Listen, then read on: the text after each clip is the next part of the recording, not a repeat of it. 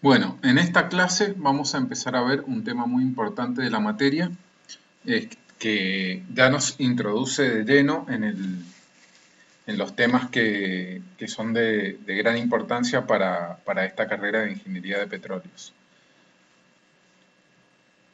Ya vimos en la clase anterior, estuvimos estudiando con bastante profundidad los medios sedimentarios. Vimos que las rocas que quedan expuestas en la superficie, ¿sí? Rocas de distinto tipo, rocas ígneas, rocas metamórficas, son afectadas por una serie de procesos denominados bajo el nombre de meteorización, por la cual se van fragmentando en este, trozos cada vez más pequeños que son capaces de ser transportados, erosionados, transportados y depositados en otros lugares por agentes de transporte tales como el hielo, el viento o el aire, mejor dicho, y las corrientes de agua. ¿Sí? Entonces, bueno, estos sedimentos, estos fragmentos de roca meteorizada son transportados y son depositados en lugares geográficos de la corteza terrestre, ¿sí? De la superficie terrestre, en el cual se realizan los procesos sedimentarios y que se denominan, digamos, vimos que se denominaban medios sedimentarios, ¿sí? Y básicamente se distinguen entre sí o se clasifican de distinta manera porque tienen distintas características físicas, químicas o biológicas que están directamente relacionadas con las propiedades del sedimento que puede ser transportado y que puede ser depositado por cada uno de los medios. Estas propiedades del sedimento, bueno, nos permiten identificar en muchos casos a partir de los depósitos en qué tipo de medios se depositaron. Vimos que teníamos dentro de los medios sedimentarios los medios continentales, que son aquellos en los cuales fundamentalmente el aporte y el transporte y la depositación se produce en zonas que están dentro de los continentes. Típicamente en las zonas son los glaciares, ¿sí? Los medios fluviales, los ríos, los abanicos aluviales, ¿sí? Los medios de zonas áridas, los medios del medio eólico, en el cual el agente de transporte fundamentalmente es el viento. No vimos tan en profundidad los lagos y los pantanos, pero bueno, esos son también medios sedimentarios continentales. Y después tenemos los medios de transición, que son aquellos medios en los cuales actúan agentes típicos del continente, pero también típicos de los océanos, del mar, y esos medios de transición se ven afectados por ambos, los sedimentos se ven afectados de ambos lados. En esos medios de transición o dentro de esos medios de transición teníamos las playas, tenemos los deltas, que son muy importantes y son donde una corriente de agua finaliza o ingresa en un cuerpo de agua más tranquila. Tenemos las islas de barrera, tenemos las flechas, tenemos los cordones litorales, los lagún. Bueno, hay una serie de medios sedimentarios que se denominan de transición y que los estudiamos en la clase pasada. Y después tenemos los medios típicamente marinos, que son los medios de plataforma continental, los medios que están asociados al talud y al pie del talud fundamentalmente. Hablamos bastante de los abanicos submarinos o abanicos turbidíticos que se generan a partir de las corrientes de turbidez que llevan sedimento acumulado en el borde de la plataforma al pie del talud y que generan depósitos de gran interés petrolero porque resultan tener intercalaciones de sedimentos de mayor tamaño, de tamaño de arena, con sedimentos de grano muy fino y que suelen tener mucho contenido de materia orgánica. Y después tenemos la plataforma pelágica y la llanura abisal y la plataforma pelágica, que son medios marinos, medios típicamente marinos. Vimos también un poco, adelantamos un poco las cuestiones relacionadas con el tamaño de grano del sedimento, vimos alguna denominación, vimos que tenemos los sedimentos de grano más grueso, ¿sí? Que tienen tamaños por encima, los clastos, los granos tienen tamaños por encima de los 25 centímetros y se llaman aglomerados. Vimos las gravas, que tienen tamaño entre los 4 milímetros y los 25 centímetros, que son sedimentos que pueden ser transportados por medios de relativamente alta energía por su tamaño. Vimos también las arenas, que están entre un 16avo de milímetro y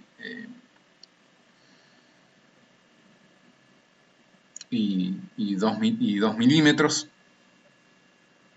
Y vimos que tenemos sedimentos de grano fino, como los limos, cuyo tamaño está entre un 256avo de milímetro y un 16avo de milímetro. Prácticamente no podemos ver a simple vista ese tamaño, ese sedimento de ese tamaño. Y tenemos las arcillas, que son sedimentos que tienen un tamaño por debajo de un 250avo de milímetro. Bueno, entonces vimos que los medios sedimentarios trasladan estos sedimentos y los depositan en distintas partes de la corteza. Esas partes de la corteza en las cuales terminan depositados los sedimentos se denominan cuencas sedimentarias. ¿Sí? Las cuencas sedimentarias son depresiones en la corteza terrestre, fundamentalmente asociadas a la actividad tectónica de las placas. Cuando vimos la unidad 1, que vimos tectónica de placas, vimos que una de las cosas que ocurrían en un borde convergente, ¿sí?, es que se levanta una cordillera. Eso es un volumen de rocas que genera un peso adicional en ese punto de la corteza terrestre, y entonces la astenósfera se curva hacia abajo, y normalmente después del otro lado de la cordillera, con respecto a la zona de subducción, se produce una depresión, y en estas depresiones, o en general estas depresiones, son los puntos donde van a parar los sedimentos arrancados de las zonas más altas de la corteza terrestre por la meteorización y por la erosión, transportados por los agentes de transporte y depositados en puntos bajos, ¿sí? Entonces, en estas cuencas sedimentarias se acumulan los sedimentos. Esta acumulación de sedimentos ocurre durante mucho tiempo, durante millones de años, ¿sí? Se están acumulando sedimentos en zonas de la corteza determinadas, en esta zona de la corteza denominadas cuencas sedimentarias, ¿sí? O sea que se le va a estos puntos de la corteza terrestre se les va agregando cada vez más peso, y eso genera un fenómeno denominado subsidencia, que quiere decir que va profundizándose la cuenca sedimentaria, se va llenando de sedimentos, va aumentando el peso de esos sedimentos sobre la astenósfera, ¿sí?, que se va curvando hacia abajo, de manera tal de que la cuenca se va profundizando y sigue admitiendo sedimentos que se siguen acumulando encima. Como resultado de eso, tenemos grandes espesores de sedimentos que se van acumulando en estas cuencas sedimentarias. En cuanto a la forma que tienen las cuencas sedimentarias, bueno, pueden tener forma de cubeta o pueden tener forma más alargada. Ustedes en materias posteriores de esta carrera van a estudiar con más detalle las formas, los distintos tipos de cuencas sedimentarias. No está dentro de los alcances de esta materia hablar en profundidad de los distintos tipos de cuenca, pero sí ustedes tienen que saber qué es una cuenca sedimentaria en esta materia. Entonces, como vimos, en algunos medios determinados, ¿sí?, por ejemplo en la llanura deltaica, donde hay gran presencia de vegetación debido a las condiciones de humedad, digamos, y de medio de tipo pantanoso, de tipo palustre. También en los abanicos turbidíticos, en donde vimos que a medida que se mueren los integrantes del zooplancton, del fitoplancton, van decantando y forman un manto, ¿sí?, de granulometría muy fina y con gran contenido de materia orgánica en las zonas de pie del talud. Estos no son los únicos medios donde hay acumulaciones de materia orgánica, pero son un par de ejemplos útiles. Entonces, cuando se produce la deposición de sedimentos con contenido de materia orgánica en ciertas condiciones determinadas, que se llaman condiciones reductoras, es decir, con ausencia de oxígeno, vemos que ese sedimento finalmente contiene materia orgánica. Esa materia orgánica sufre algunos procesos que pueden terminar transformándola en hidrocarburos, siempre y cuando se cumplan ciertas condiciones de presión y temperatura, ¿sí? No profundizo en estos temas porque ya los van a ver ustedes en materias posteriores. La idea puede verse en este diagrama que está acá, en el cual tenemos de nuevo los medios sedimentarios que habíamos visto antes, ¿sí? Y la acumulación y cómo esos medios van transportando sedimentos meteorizados y erosionados desde las partes altas de la corteza hacia las partes más bajas de la corteza, terminando finalmente con el fondo oceánico, ¿sí? Lo interesante de este corte es esto que tenemos acá sobre el costado, ¿sí? Fíjense cómo en estas zonas bajas se van acumulando capas de sedimentos, ¿sí? Capas de sedimentos de distinto espesor con distintas características. Y estas características, bueno, dependen de la naturaleza del medio sedimentario, de la energía del medio sedimentario que las transportó y que las depositó ahí, y también de la disponibilidad de sedimentos de distinto tipo. No va a ser lo mismo una capa de estas que proviene de, por ejemplo, la meteorización de rocas ígneas, que las capas estas provenientes de la meteorización de otro tipo de rocas, ¿sí? O de rocas sedimentarias incluso. Pero bueno, la idea es que a lo largo de millones y millones de años se van acumulando espesores de sedimentos en las partes bajas de la corteza terrestre, o dicho de otra manera, en las cuencas sedimentarias. Esos sedimentos, ¿sí?, van a sufrir transformaciones y finalmente van a terminar transformándose en rocas sedimentarias. Como hablamos recién, algunos de estos sedimentos pueden contener materia orgánica, y si las condiciones en las cuales se depositaron estos sedimentos y después se enterraron, digamos, fundamentalmente hablo de condiciones de presión y temperatura, lo permiten, van a dar origen a los hidrocarburos. Esos hidrocarburos que se van a generar ahí en esas rocas sedimentarias después pueden desplazarse o pueden trasladarse a otras formaciones de otro tipo de rocas sedimentarias y van a constituir finalmente los yacimientos de hidrocarburos que nosotros en nuestra carrera explotamos. Bien, para que se den una idea, fíjense, este mapa muestra un mapa del globo, en donde lo que está mostrado en colores son los espesores sedimentarios que se están acumulando ahora mismo, ¿sí?, en el presente, fuera de los continentes. Recuerden que dentro de los continentes también hay zonas en las cuales se están depositando sedimentos. Sin embargo, la mayor parte de los mayores volúmenes de sedimentos terminan acumulándose en zonas offshore. Offshore significa por fuera de la costa, ¿sí?, se refiere a fuera de la costa. Ya vimos en la clase pasada, creo que alguien preguntó o durante el práctico, estuvimos viendo el río Bermejo, ¿sí?, el río Pilcomayo, que traen sedimentos desde el altiplano boliviano, que está por acá, hasta el río de la Plata y los depositan acá, ¿sí? Un gran volumen de sedimentos transportado por todo ese sistema fluvial que viene a traerlos a esta zona. Finalmente, entonces, el grueso de los sedimentos o el mayor espesor termina depositándose en zonas offshore o en zonas costa afuera. Fíjense que estamos hablando del rojo acá, el color rojo, habla de espesores de sedimentos de 20.000 metros. ¿Sí? 20.000 metros son 20 kilómetros. 20 kilómetros de sedimentos que se están depositando ahora mismo acá en la zona, en la salida, digamos, en la costa afuera del delta del Ganges, ¿sí?, o del delta del Mississippi. Son dos deltas. Recuerden que los deltas se forman cuando hay un gran aporte de sedimentos que el mar con su oleaje no alcanza a redistribuir, no alcanza a llevarse a otro lado. Y entonces en esta zona del Ganges, del Mississippi, bueno, del Orinoco, del Amazonas, tenemos depósitos del orden de los 20.000 metros, de los 20 kilómetros de sedimento acumulado.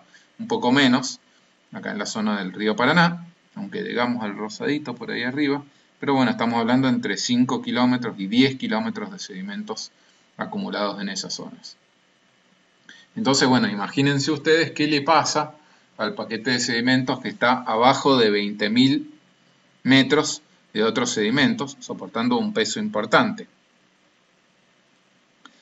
¿Qué le pasa a esos sedimentos? Bueno, a esos sedimentos que están en esa posición, soportando un gran peso, es decir, a alta presión fundamentalmente, les ocurren una serie de procesos que se conocen bajo el nombre de diagénesis. La diagénesis involucra una serie de procesos que le ocurren a los sedimentos y que finalmente lo terminan transformando en una roca sedimentaria. La definición de diagénesis indica que es el conjunto de cambios químicos, físicos y biológicos que tienen lugar después de la deposición de los sedimentos, así como durante y después de la litificación. ¿A qué nos referimos con litificación?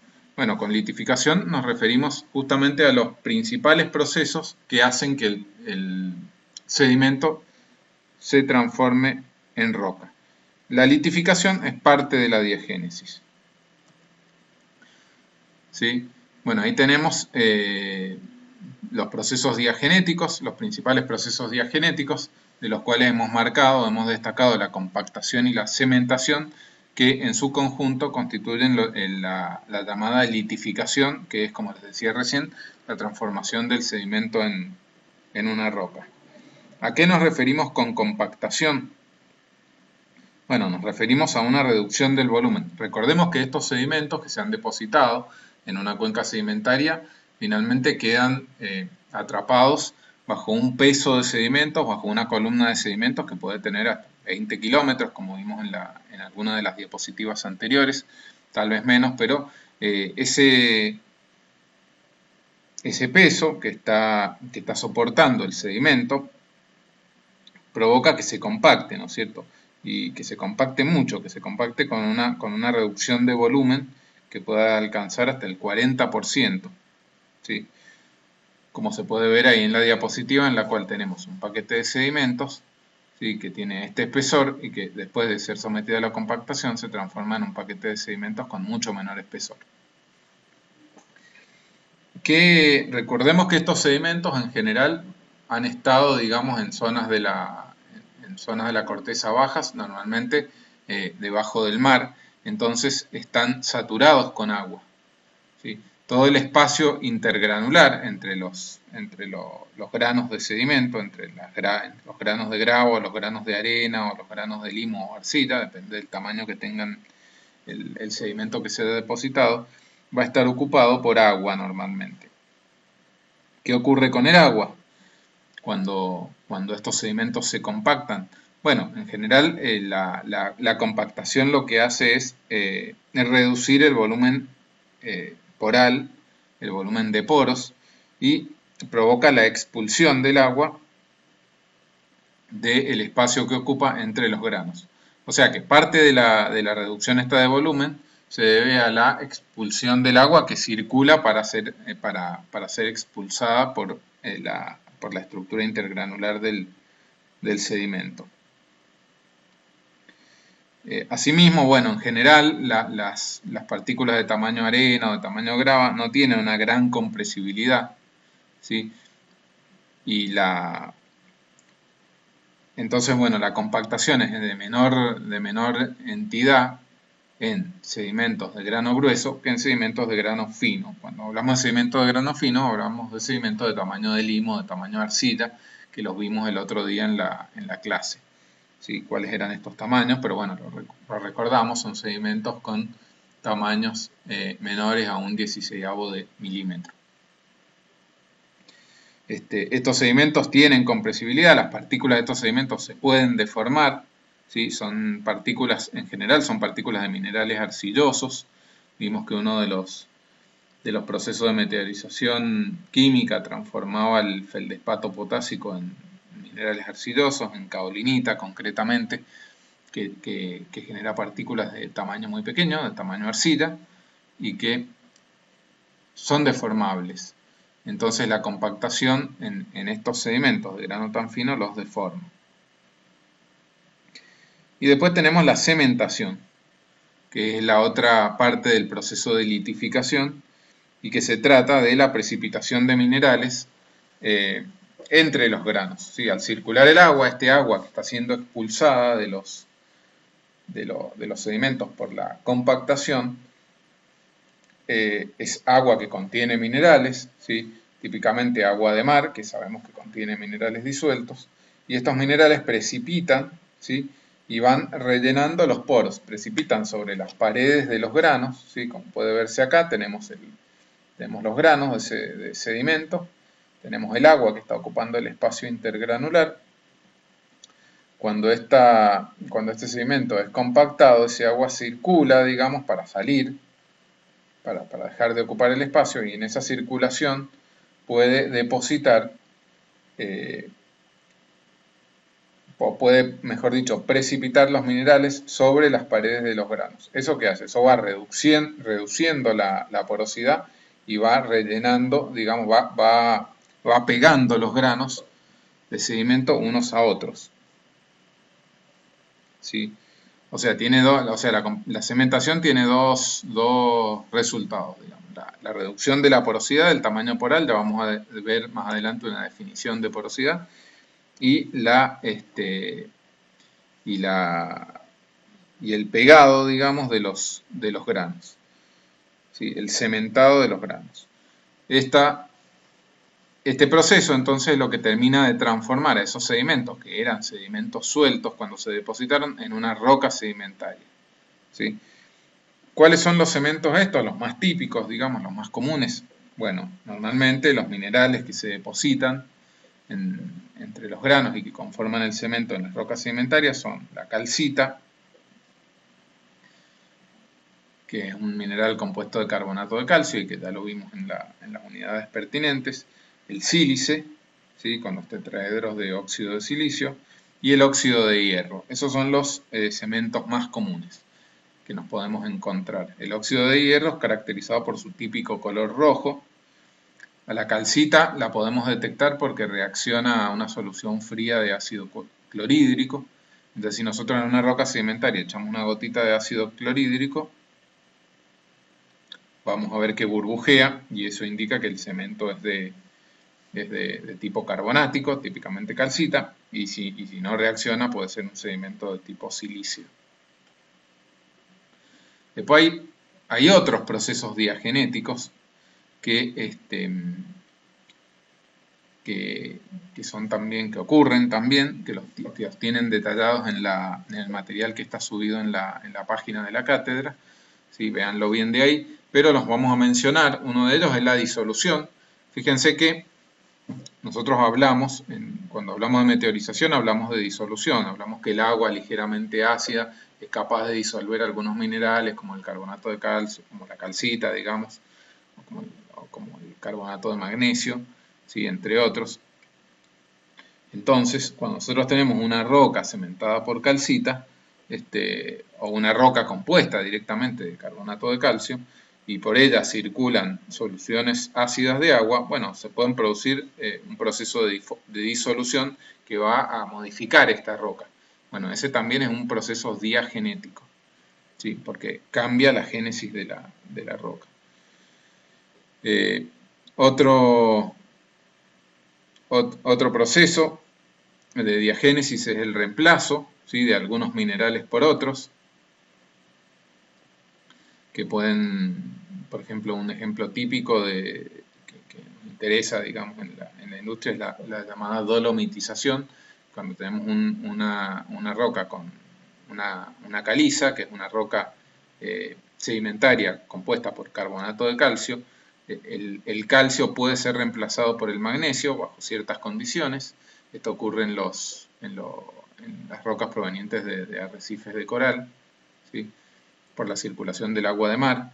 se reemplaza el calcio por el magnesio y como el magnesio tiene menor radio iónico, esto tiene como resultado, no siempre, en algunos casos, un aumento de la porosidad.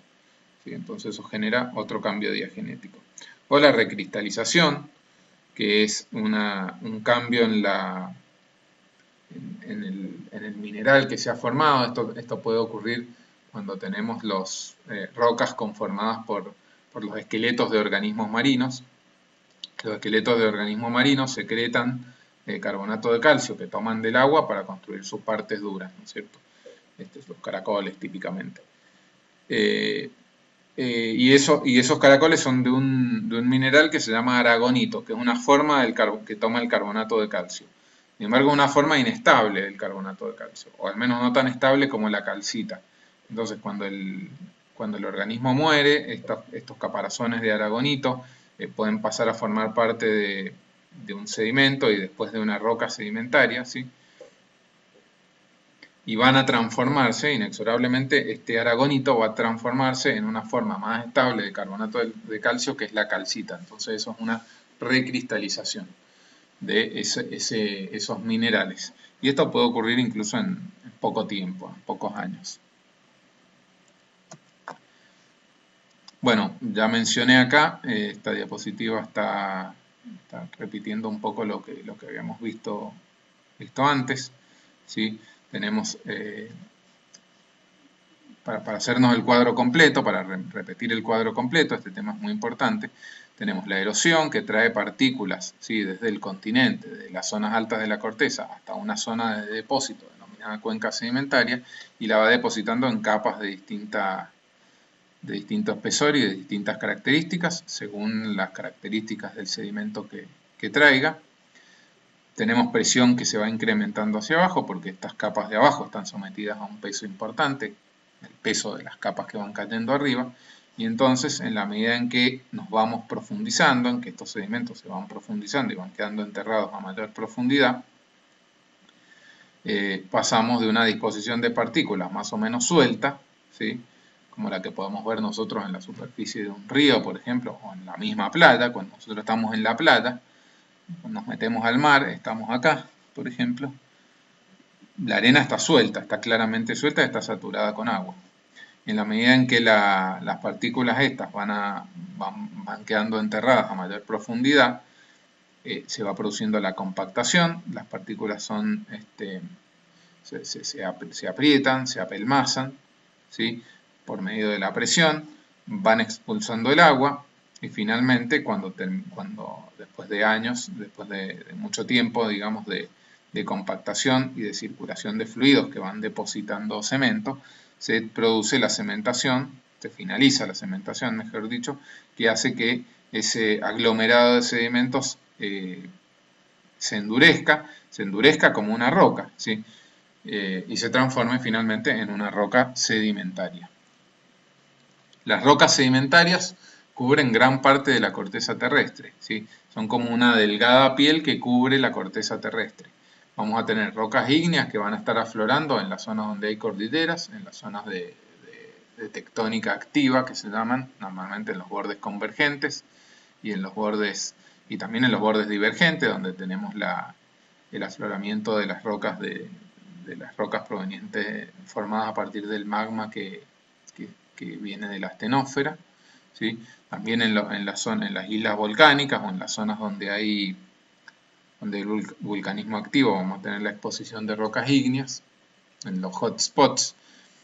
Pero después, fíjense que en todo el resto de la corteza terrestre tenemos esta redistribución de sedimentos por parte de los agentes de transporte que hacen que una delgada piel de la corteza terrestre esté cubierta por rocas sedimentarias. No constituyen el mayor volumen, porque ya dijimos que el mayor volumen lo constituyen las rocas ígneas, pero sí están distribuidas a lo largo de la corteza terrestre. Nosotros, el petróleo y el gas que buscamos está contenido en este tipo de rocas. Por eso le damos mucha más importancia que a las otras que vimos en la materia. Bien. Bueno, acá tenemos un ejemplo, una fotografía para que ustedes vean. Tenemos el sedimento suelto, una grava, que ya vimos la clase pasada, varias fotos de grava con distintos grados de selección. ¿Se acuerdan que hablamos Hablamos de selección y hablamos de madurez. ¿Sí? La selección se refería a los distintos tamaños de partículas. ¿Sí? Cuando hay un tamaño uniforme de partículas está bien seleccionada, que sería el caso del que vemos ahí en la izquierda. Cuando hay partículas de distintos tamaños, de distintos rangos de tamaños, tenemos un sedimento mal seleccionado o pobremente seleccionado. Cuando ese sedimento se transforma en una roca sedimentaria, en este caso, en la foto de la derecha, tenemos la roca sedimentaria, que bueno, le vamos a ver el nombre, les adelanto en este caso, es un conglomerado que está formado por partículas de tamaño grava, en este caso bastante grandes, probablemente mayores a 1 centímetro, aunque no tenemos la escala para verlo, y fíjense que son las mismas partículas, digamos, son prácticamente las mismas, de pinta, digamos, son las mismas partículas, ¿sí? Son las mismas gravas, los mismos colores incluso, que tenemos en el sedimento suelto, los que tenemos acá en la roca, pero están cementadas por toda esta parte de acá que constituye el cemento, ¿sí? Que las aglutina, que las aglomera y que hace que sea duro como una roca esto. ¿Ok? Entonces, bien, hemos visto cómo los sedimentos se transportan, ¿sí? se transportan hacia cuencas sedimentarias, se depositan, quedan enterrados a gran presión, sufren procesos diagenéticos, fundamentales es la litificación, compuesto por la compactación y por la cementación, y entonces se transforman en rocas sedimentarias. Este es fundamentalmente uno de los procesos que permiten formar rocas sedimentarias. Entonces, hay otros procesos que son procesos de tipo químico, ¿sí? Entonces ahora vamos a ver una clasificación de las rocas sedimentarias en base a su génesis, a cómo se forman, ¿sí? Esta clasificación general de las rocas sedimentarias entonces las clasifica en rocas sedimentarias de tipo detrítico, o también van a verlo como rocas sedimentarias clásticas, ¿sí? Fíjense, detríticas viene de detritos. Los detritos eran estos fragmentos de roca meteorizados y transportados y depositados en otro sitio por los agentes de transporte dentro de los distintos medios sedimentarios. También se llaman rocas sedimentarias clásticas porque a los componentes individuales se los denomina clastos. ¿Sí? Vayan grabándose esta denominación porque es la nomenclatura técnica que se usa en la materia y de la que ustedes van a tener que usar y van a hablar. ¿Sí? Entonces, esto está claro. Estas rocas sedimentarias detríticas o clásticas son aquellas rocas que se producen por el transporte de sedimentos de clastos o de detritos, ¿sí? Su depositación en una cuenca sedimentaria y su litificación. Pero cuando vimos nosotros los mecanismos de transporte por agua, vimos que no todo era transporte de carga de fondo o partículas que viajaban en suspensión en el agua. Vimos que también había sedimentos que viajaban en el agua como carga disuelta. ¿Sí? El ejemplo típico era el cloruro de sodio que se disuelve en agua y entonces tenemos iones cloruro y los iones sodio que cationes y aniones que se desplazan, ¿sí? También los carbonatos pueden estar disueltos en el agua si el agua tiene las características para disolverlo. Entonces, bueno, tenemos carga disuelta en el agua. Esa carga disuelta también da origen a rocas sedimentarias y en particular da origen a rocas sedimentarias de tipo químico que son aquellas que se producen a partir de la precipitación. En algún momento estos químicos, ¿sí? También el sílice, por ejemplo, estos químicos precipitan. Así como precipitan cuando las soluciones de acuosas, digamos, circulan a través de los clastos, como vimos recién durante la cementación, en otras situaciones, que ya vamos a ver en cuáles, pueden precipitar, por ejemplo, porque hay una solución sobresaturada de sulfatos o de carbonatos y por evaporación, digamos, la concentración va aumentando hasta que ya no se puede en una zona que ha transportado agua, ¿sí? Esa agua se ha acumulado en una zona árida en la cual no tiene un aporte constante de agua, entonces un lago que se seca, una laguna mejor dicho que se seca, aumenta la concentración de estas sales en el agua, finalmente no se pueden sostener y empiezan a precipitar. Y eso da origen a otro tipo de rocas sedimentarias que son las rocas sedimentarias químicas. A su vez hay rocas sedimentarias de tipo químico que son que provienen o que están vinculadas a procesos orgánicos. Por ejemplo, típicos los corales o estos animales que yo les decía recién, que toman el carbonato de calcio, el carbonato de magnesio disuelto en el mar, o el sílice, digamos, y lo utilizan para generar sus partes duras, sus esqueletos. ¿Sí? Después, cuando estos animales mueren, esos esqueletos pasan a formar sedimentos y forman parte de rocas sedimentarias de tipo organógeno. ¿Sí? Entonces veamos, las clasificaciones, las rocas detríticas y las rocas químicas, cada una de ellas tiene una clasificación que es la que vamos a ver ahora. Las rocas sedimentarias detríticas, bueno, ya vimos nosotros que tenemos el grano individual, ¿sí? Que tiene un nombre que ahora lo vamos a ver más en detalle. Después tenemos el agregado suelto, que es un conjunto de granos, ¿sí? Y tenemos el agregado consolidado, que es la roca. Cada uno de ellos adopta una denominación. Nosotros vimos la denominación del individuo y del agregado suelto para poder hablar de los medios sedimentarios y los distintos sedimentos que transportaban. Lo vamos a repasar eso, pero después vamos a ver el agregado consolidado que constituye una roca sedimentaria y que tienen nombres característicos que ustedes tienen que saber muy bien porque son fundamentales para esta carrera. ¿Sí? La clasificación de las rocas sedimentarias detríticas está basada fundamentalmente en el tamaño. Hablamos de la clasificación de Wentworth y se basa en una clasificación por tamaño de los clastos que componen las distintas rocas.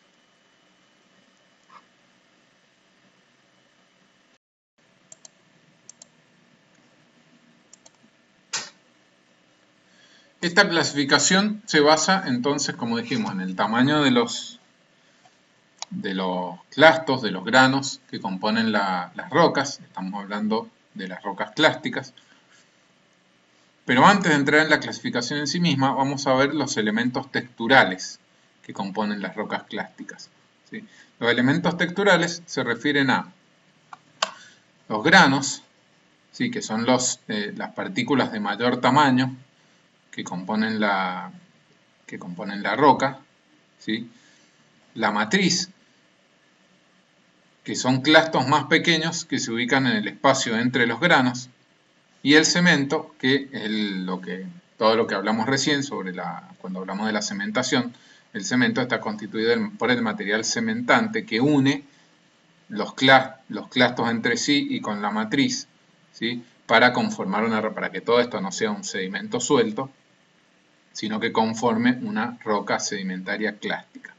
¿Sí? Entonces, cuando nosotros tenemos una roca sedimentaria de tipo clástico, lo que vamos a ver fundamentalmente son estos tres elementos texturales. Puede no haber matriz, eventualmente, puede estar compuesta por solo granos cementados entre sí sin la existencia de una matriz, pero en general tenemos una matriz que, como dice acá, son clastos más pequeños que rellenan el espacio intergranular entre los clastos más grandes. ¿Sí? Esta es la textura típica de una roca de estas características.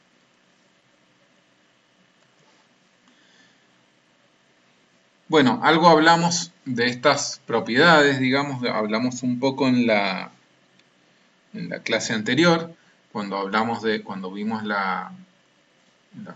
los distintos tipos de sedimentos que puede transportar un medio sedimentario. ¿Sí?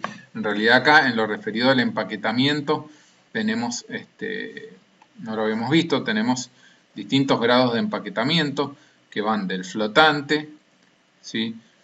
En el cual todos los clastos están sueltos, esto nos constituye, ¿sí?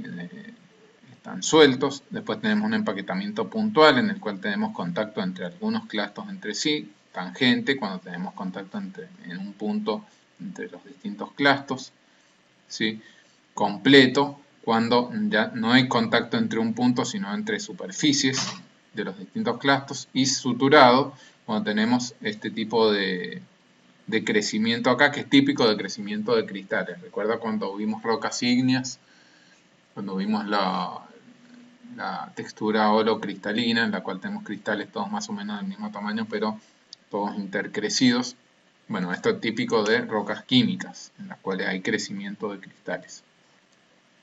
El empaquetamiento es importante porque tiene que ver con la porosidad de la roca. Cuando hablamos de porosidad nos referimos al espacio que hay entre los granos, entre los clastos, y sí que no está ocupado por la matriz ni por el cemento. Vamos a ver que la porosidad es una propiedad importante, una propiedad clave de las rocas sedimentarias, porque el petróleo y el gas, que es lo que a nosotros nos interesa extraer obviamente, va a estar contenido en este espacio poral. Entonces, si la roca no tiene porosidad, no hay espacio poral, no va a poder contener ningún fluido que a nosotros nos interese extraer, ¿sí? Y después, por otro lado, habíamos hablado de selección, ¿sí? Que se refería a la distribución de tamaño de los clastos. Y entonces tenemos, recordemos que cuando todos los granos eran aproximadamente del mismo tamaño, teníamos una roca bien seleccionada, ¿sí? Y cuando los granos, cuando hay diversos tamaños de grano, vamos a tener una roca que no está bien seleccionada, ¿sí? Cuando hay clastos de diferente tamaño. Esto también tiene que ver con la porosidad, porque dijimos que la porosidad era el espacio que dejaba el no ocupado por los clastos, ¿sí? Si todos los clastos son más o menos del mismo tamaño, nosotros tenemos una porosidad, ¿sí? Dada por el lugar no ocupado por los clastos.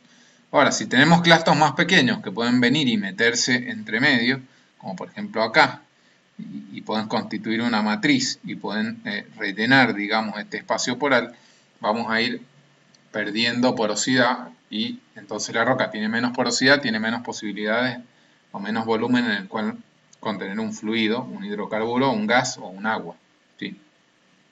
Entonces, el grado de selección y esta distribución de tamaños de clastos es importante desde el punto de vista de lo que se llaman las propiedades petrofísicas de la roca relevantes para los hidrocarburos. Este es un tema que ustedes van a ver a lo largo de toda la carrera. ¿Sí? Acá estamos empezando a verlo, vemos los conceptos básicos, que es el objetivo de esta materia, pero después ustedes van a ver con mucho más detalle en materias posteriores, como por ejemplo geología del petróleo o reservorios, ¿sí? Van a trabajar mucho sobre estas propiedades y con estas propiedades que estamos empezando a mencionar.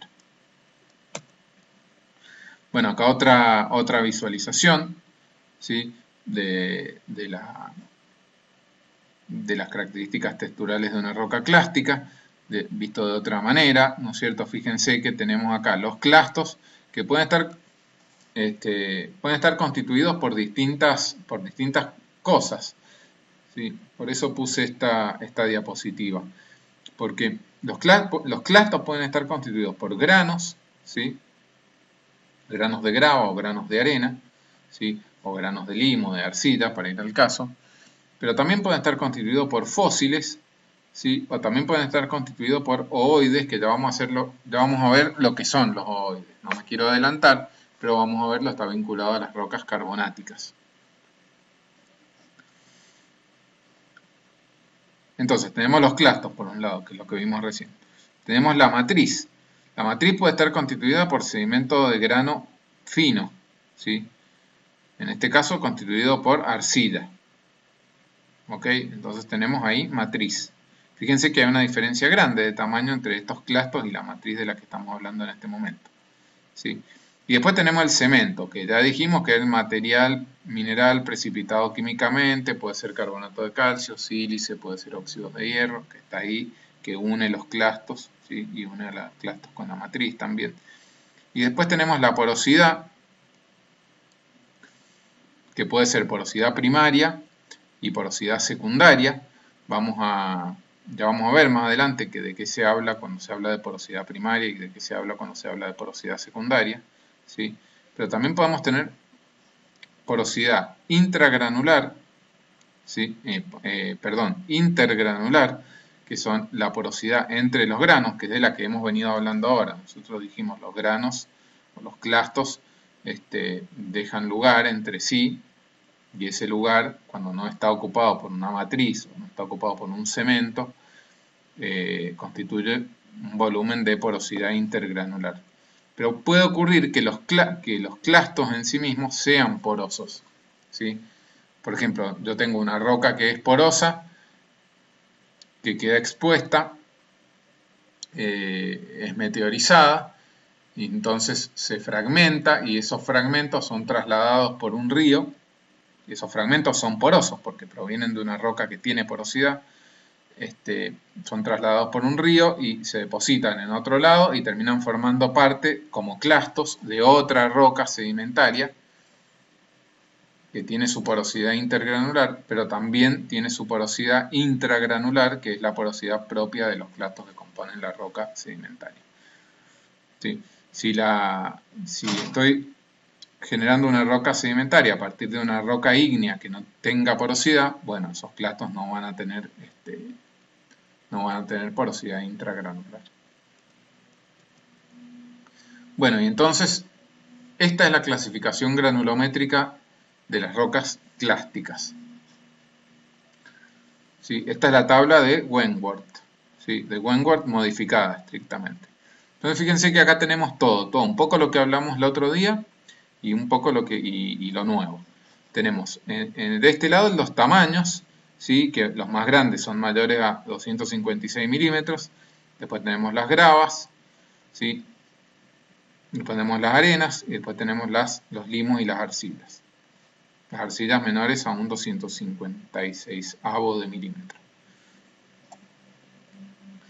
Después tenemos las designaciones, es decir, la nomenclatura. La nomenclatura del grano individual, del individuo de sedimento. Cuando es mayor a 256 milímetros se llama bloque. Después tenemos los cantos rodados y los gránulos, ¿sí? Entre 2 y 4 milímetros. Los cantos rodados entre 4 y 256 milímetros. ¿Sí? Después tenemos entre un 16avo de milímetro y 2 milímetros se llama grano. Más chico de un 16avo de milímetro hasta un 256avo se llama partícula, y también más chico de un 256avo se llama partícula, de milímetro siempre. Después tenemos el agregado suelto, es decir, un grupo de estos elementos individuales, y ahí empezamos a ver un poco la denominación cuando hablábamos de sedimento el otro día. El bloque, un grupo de bloques conforma un aglomerado. Un grupo de cantos rodados o gránulos conforma una grava, ¿sí? La grava es el tamaño de 2 a 256 milímetros, que puede ser fina, mediana y gruesa. Entre un 16avo y 2 milímetros, un conjunto de granos conforma una arena, ¿sí? Menos de un 16avo de milímetros hasta un 256avo, la partícula, un conjunto de partículas, conforma un limo. ¿Sí? Fíjense que la denominación es muy estricta, ya lo vimos el otro día, pero lo repetimos ahora. ¿Sí? Estas son nomenclatura técnica que ustedes tienen que manejar, que nosotros en esta materia empiezan a manejar y que la van a manejar de aquí adelante a lo largo de la carrera y después en la vida profesional. Y menor a un 256avo estamos hablando de una arcilla. ¿Sí? Un conjunto de partículas de ese tamaño constituye una arcilla. Cuando estos agregados sueltos se litifican y se transforman en una roca sedimentaria, adoptan un nombre que es el siguiente. El mayor tamaño, el nombre es el mismo, es aglomerado. Ahora, las gravas de distinto tamaño conforman una roca sedimentaria que se llama conglomerado. Las arenas de distinto tamaño conforman una roca sedimentaria que se llama arenisca. ¿Sí? Vamos a ver que hay también otras denominaciones basadas también en la composición. Esta es basada solo en el tamaño, de los granos que la componen, de los clastos que la componen. Hay otras clasificaciones que también vamos a ver brevemente. Después, bueno, cuando la roca sedimentaria proviene de partículas de limo, se denomina limolita. Y cuando la roca sedimentaria proviene de un grupo de partículas de arcilla, litificadas obviamente, el nombre que tiene es arcilita. Entonces, estos son los nombres fundamentales de las rocas sedimentarias, ¿sí? Y después pueden ser modificados por el tamaño dentro de cada una de las categorías. Entonces, fíjense, un conglomerado puede ser un conglomerado fino o un conglomerado grueso o mediano. Una arenisca puede ser gruesa, mediana o fina. Dentro de la limolita no hay una división dentro de la misma, y dentro de la arcilita tenemos una división que es la arcilita y la lutita, ¿sí? Vamos a ver a qué se refiere. Aquí dice la arcilita es masiva y la lutita es con fisilidad. Vamos a ver qué se refiere cuando habla de confisilidad, pero se los adelanto, significa que se puede dividir en capas, ¿sí? Y normalmente la lutita es una roca muy importante porque es una roca que tiene contenido de materia orgánica, ¿sí?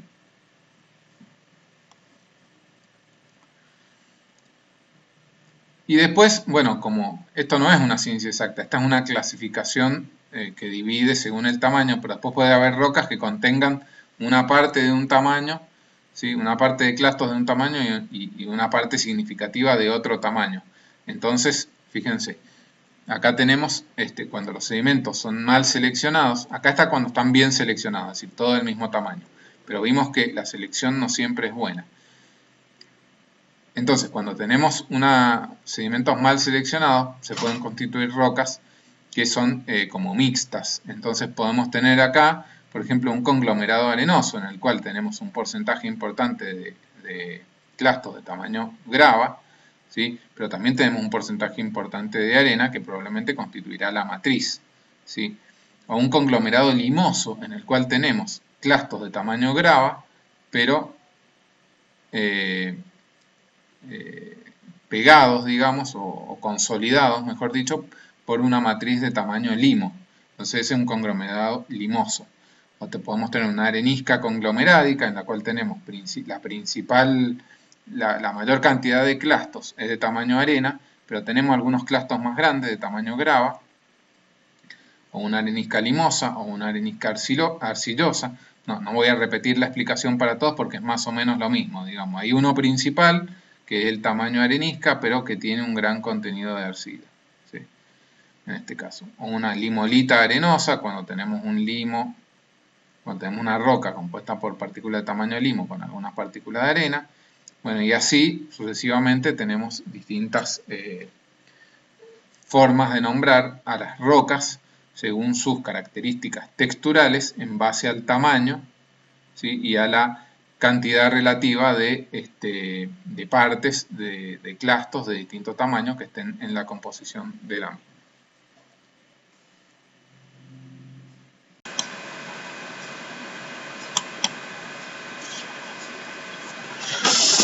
Bueno, entonces, dentro de esta clasificación granulométrica, de la cual venimos hablando, hay algunas variantes que tienen que ver con la composición mineralógica y con la forma de los clastos que componen la roca. Ahora vamos a ver algunos ejemplos. Esta tabla es una tabla muy similar a la que veíamos recién, ¿sí? Dividiendo los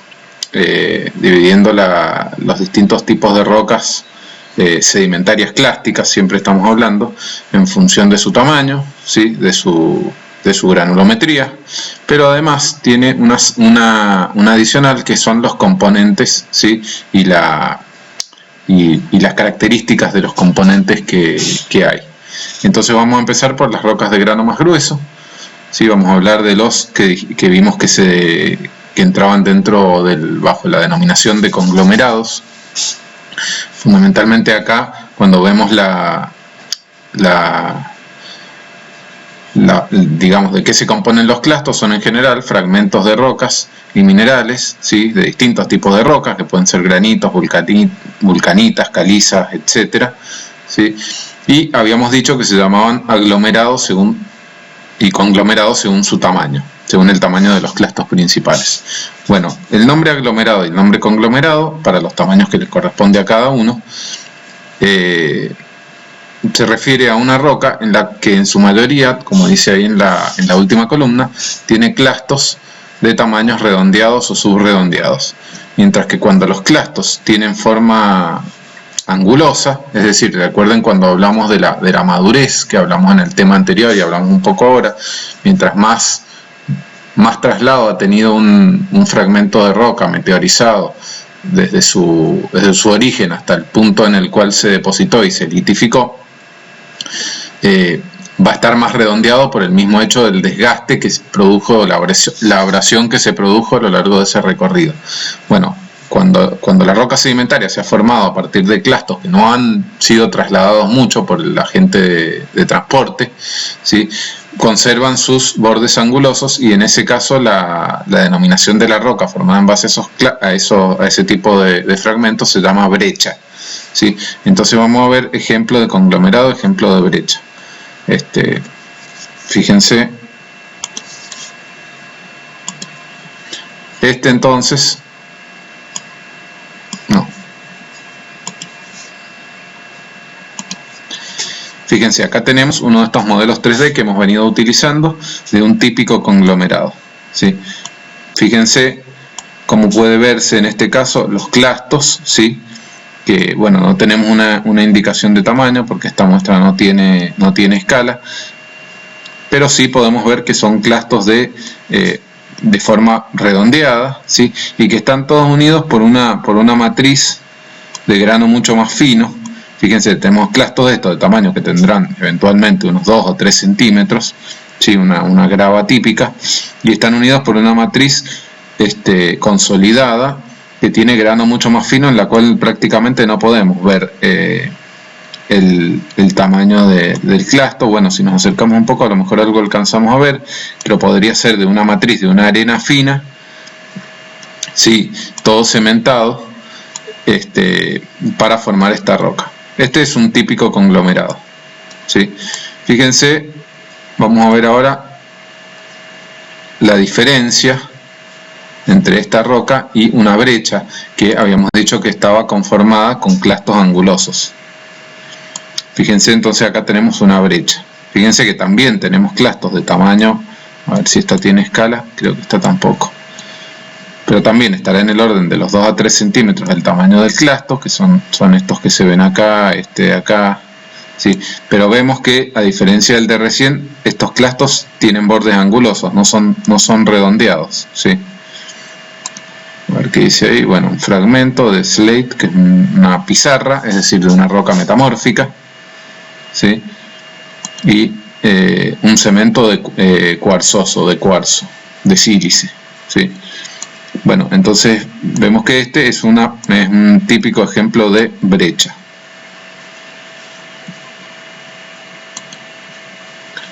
Volvamos a la tabla. Después teníamos el rango de las samitas, que son las rocas compuestas a partir de clastos de tamaño arena, ¿sí?, y también dentro de un rango de tamaños que iba desde un 16avo de milímetro a 4 milímetros el tamaño del clasto. Acá tenemos 3 variantes, ¿sí? La que vimos en la clasificación granulométrica de Wentworth, la habíamos clasificado como arenisca, ¿sí? Bueno, la arenisca es una roca que está compuesta por fragmentos con importante proporción de cuarzo y con presencia de algunos feldespatos, en la cual más del 50% del tamaño de los granos está en el tamaño correspondiente a las areniscas, ¿sí?, y está caracterizada por tener tonos rojizos, grises o amarillentos, ¿sí? Otra variante de arenisca es la que se denomina arcosa, ¿sí?, en la cual tenemos una proporción mayor de feldespato, ¿sí?, con granos gruesos, en general subredondeados a angulosos, con tonos rosados o grises claros dados por el contenido de feldespato. Recuerden que el feldespato tiene una coloración que varía entre el rosa, salmón, hasta el gris claro, ¿sí?, dependiendo del tipo de feldespato y la composición. Entonces ahí tenemos una diferencia. La arenisca tiene mayor contenido de cuarzo, la arcosa tiene mayor contenido de feldespato. Y después tenemos una tercera variante que se llama grauwacca, ¿sí? Que contiene cuarzo, feldespato y fragmentos de rocas con granos angulosos o subangulosos y matriz pelítica abundante bien consolidada, tonos gris verdosa a oscura. Fíjense cuál es la diferencia. La diferencia acá es que tenemos los clastos por un lado, de tamaño arena, pero la matriz es pelítica. ¿A qué se refiere con matriz pelítica? Bueno, nos vamos a la parte de acá de la tabla. Las pelitas eran aquellas rocas de grano más fino que incluían a las limolitas y las arcilitas. Entonces tenemos una matriz que fundamentalmente está constituida por ese tipo de rocas y además bien consolidado. Y además en la grauwacca se suele observar, como dice ahí, que los clastos tienden a ser de bordes angulosos. Quiere decir que las grauwaccas son rocas que se han formado en ambientes donde no ha habido gran recorrido de los clastos, ¿sí? Gran traslado de los clastos. Un ambiente típico en el cual se forman grauwaccas son los abanicos turbidíticos que vimos en la clase anterior. Veamos ejemplos de estas rocas que mencionamos. Bueno, acá tenemos una arenisca cuarzosa, ¿sí? Una típica muestra de arenisca cuarzosa.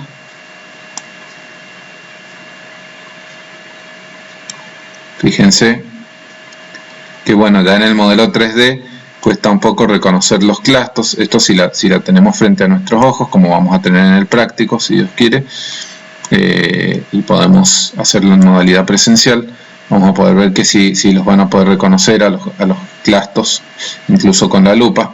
Acá es un poco más difícil de verlos, pero bueno, alcanza a notarse esa rugosidad típica de las areniscas, en este caso con una coloración rosada, que puede venir dada ya sea por el contenido de algunos feldespatos, pero también por un cemento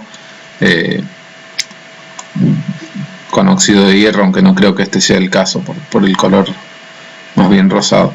Y además tiene un bandeado que tiene que ver con las características de la sedimentación que han tenido estas rocas, ¿sí? en láminas paralelas. Entonces acá tenemos un ejemplo de arenisca cuarzosa. Acá tenemos un ejemplo de arcosa. Recuerden, la arcosa tenía más contenido de feldespatos y no tanto de cuarzo. Bueno, esta tiene una selección bastante pobre, porque vemos que tenemos clastos de tamaño más grande. Incluso me arriesgaría a decir que estos pueden llegar a tener tamaño grava, si bien tampoco podemos ver escala acá, sí, con una coloración también tendiendo al rosado, al rojizo.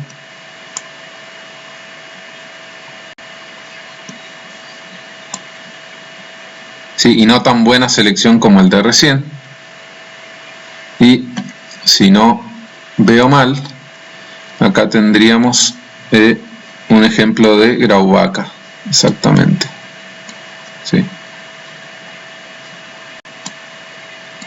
Tampoco es muy fácil reconocer los clastos en esta muestra 3D, aunque se ven algunos clastos, por ejemplo ahí esos de color más negro. Sí. Esta es una típica grauwacca que tiene fragmentos líticos, ¿sí? Con baja esfericidad, y de grano más grueso que la matriz, que bueno, fueron un poco las características que mencionamos antes. Sí, como les decía recién, no alcanzamos a verlo en detalle porque bueno, la fotografía que usaron para construir este modelo 3D no tiene tanta resolución. Y la matriz, que es de grano fino, ¿sí? Pelítico, como mencionamos recién, y además constituye como un 25% de la roca. Eso es importante, son rocas que tienen mucha matriz, fíjense, mucha matriz con granos, con clastos dispersos o más o menos dispersos en esa matriz que ahí pueden verse. Bien.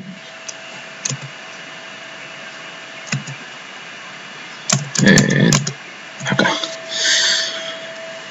Bueno, y después dentro de las pelitas, sí, tenemos los dos rangos de tamaños, de un 16avo de milímetro a un 256avo de milímetro, que eran las limolitas, ¿sí? Y entonces ahí teníamos, principalmente estas rocas están compuestas por minerales arcillosos, que son estos que terminan con estos tamaños de clasto tan pequeños, ¿sí? Cuarzo, feldespato, mica, ópalo, calcedonia, carbonatos, pirita.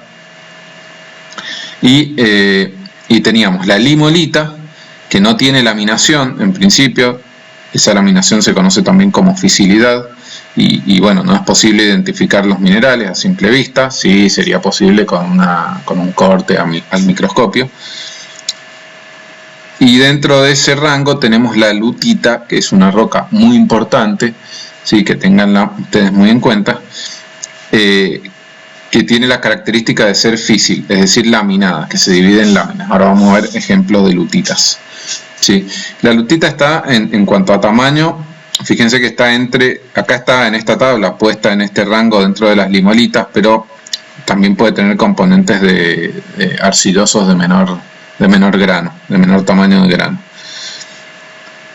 Y la arcilita, ¿sí? Que tiene aspecto muy fino y no se identifican los minerales. Y está compuesta exclusivamente por minerales de tipo arcilloso. Veamos ejemplos, modelos. Acá tenemos una limolita, ¿sí? Bueno, como decía ahí, no vamos a poder ver a reconocer los minerales. No vamos a ver el grano, pero este es el aspecto que tiene una limolita. Lo vamos a ver en el laboratorio ejemplos. Van a ver que la distinguimos de las arcilitas a las limolitas porque al tacto es un poquito más rugoso, ¿sí? Que justamente por el tamaño del grano un poquito distinto, un poquito más grande. Acá tenemos una lutita. Fíjense la diferencia con la de recién. Vamos a esperar que termine de cargar bien. Fíjense la diferencia con la de recién, que en la de recién no teníamos esta característica de fisilidad o de laminación. Fíjense que acá está muy laminada. Eso es una característica típica de las lutitas. Sí, las lutitas tienen laminación. Y además tienen color negro típicamente, porque las lutitas son las rocas que contienen materia orgánica, es decir, son las rocas que van a dar origen al petróleo. Son las rocas madre de petróleo, o una de las rocas madre de petróleo. Por eso son muy importantes en esta carrera. En este caso tiene algunos cristales de pirita, pero lo importante, la característica de la lutita es la coloración negra, ¿sí? El tamaño de grano, que está en el rango de los limos y de las arcillas, de los clastos, no los vemos a simple vista, tampoco con la lupa en realidad, y la típica característica de fisilidad o de laminación, ¿sí? Que puede ser más marcada o menos marcada según la muestra y según las características. Y después tenemos la arcilita, que bueno, tiene el tamaño más grano de todos, más pequeño de todos, y se puede ver ahí que en este caso presenta un bandeado, digamos, típico de la sedimentación o de las estructuras sedimentarias que contiene esta muestra. Sí. La arcilita puede tener este color, esta es más blanca, puede ser más rojiza, bueno, dependiendo de la composición y de las características del cemento que tenga. Esta también vamos a ver en la clase práctica. Y después tenemos la textura oolítica compacta, ¿sí? que no se refiere al mismo tipo de rocas que hablábamos recién, constituida por oolitas de carbonato de calcio, sino que se refiere a otras rocas cuyos componentes son principalmente minerales de hierro, que adoptan el nombre de rocas ferríferas y están compuestas por los minerales limonita, hematita, siderita o pirita de color tirando al rojo y al negro. Sí, pero estas rocas, bueno, no son muy importantes para nosotros tampoco, entonces no vamos a verlas en detalle. Bueno, hay muchas clasificaciones de rocas carbonáticas porque hay una gran variedad de las mismas. Nosotros vamos a mencionar, digamos, esta clasificación, que es una de las más sencillas. Después tiene variantes. Fíjense ustedes, estas clasificaciones son las que usan los geólogos petroleros para referirse a los distintos tipos de rocas. Ahora esto parte de la formación Vaca Muerta está constituida por este tipo de rocas carbonáticas, entonces fíjense que hay descripciones muy detalladas que están en los trabajos, en los trabajos que que describen en detalle las diferentes partes de Vaca Muerta, pero bueno, es importante que ustedes tengan estas denominaciones en mente para poder interactuar con los geólogos petroleros cuando están en el trabajo profesional. Y entonces es por eso que nosotros empezamos a ver esto en esta materia. Van a ver un poco más en materias superiores de la carrera. Entonces, bueno, la clasificación la más simplificada de las rocas carbonáticas, es la clasificación de Dunham, ¿sí? Y se basa en la textura, ¿sí? Como todas estas clasificaciones. Entonces tenemos como primero dos grandes grupos, el grupo de textura deposicional reconocible, ¿sí? Y el de textura deposicional no reconocible. El no reconocible es la textura cristalina, que son las rocas estas que se forman por precipitación de los minerales sin la intervención de restos de animales o de la vida o de los corales. Como ejemplo, para ver la primera, tenemos una caliza cristalina, que es como esta que se ve acá, que es fundamentalmente una roca formada por cristales de carbonato de calcio, que pueden ser de tamaño muy pequeño, entonces no los alcanzamos a ver a simple vista, y ni siquiera con la lupa eventualmente. Después, dentro de del otro grupo, de los de textura deposicional, tenemos dos variantes. Tenemos la que tiene componentes originales no unidos durante la sedimentación, ¿sí? O sea que se sedimentan por separado, y la de componentes originales unidos durante el desarrollo de una bioconstrucción, típicamente un coral, ¿sí? Un coral va formando la roca a partir de los esqueletos que se van superponiendo de estas algas y de estos corales, y entonces se va formando la roca durante la construcción del coral, ¿sí? Veamos un ejemplo, ¿sí? Ya que estamos acá hablando, el nombre que adquiere dentro de la clasificación de Dunham es el de Boundstone, ¿sí? Y veamos un ejemplo, que es el último. Fíjense, este es uno que se llama hexacoral. Fíjense, bueno, tiene esta forma típica, como hexágonos en este caso. Sí, hay otros tipos de corales, no es el único. Hay otro que se llama cerebroide, que tiene forma como de un cerebro. Después podemos buscar uno. Y fíjense que si lo miramos de costado, ¿sí? Acá esto es como una especie de domo, y tiene distintas capas que son los corales que se fueron adicionando sucesivamente en el tiempo, ¿sí? Tiene como un núcleo y tiene sucesivas capas que se van agregando. Bueno, este ejemplo es un Boundstone, ¿sí?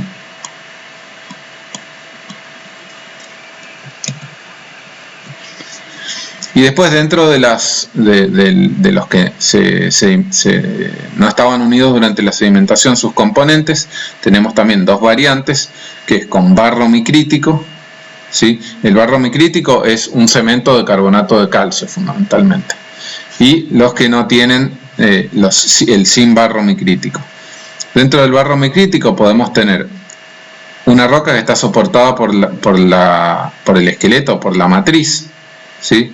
Con menos de 10% de granos o con más del 10% de granos, ¿sí? Con granos nos referimos a, pueden ser los oolitos o pueden ser restos de los esqueletos, de fragmentos de los esqueletos de los organismos, ¿sí?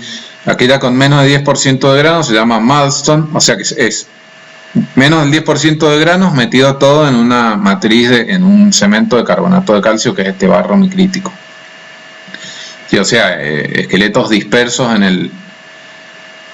en la roca. Y más de 10% de granos, bueno, tiene dispersos, pero en mayor cantidad, se llama wakestone. Y la anterior se llama mudstone, más de fango.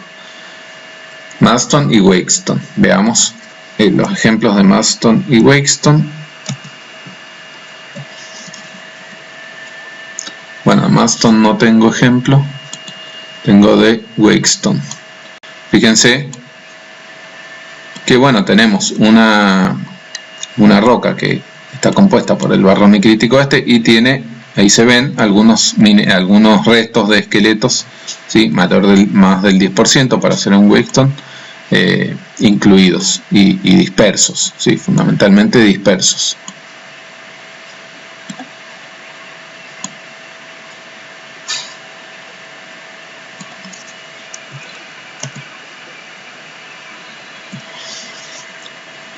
Después tenemos una roca que es esqueleto grano soportado, es decir, tiene barro muy crítico, pero ahora tiene mucha mayor cantidad de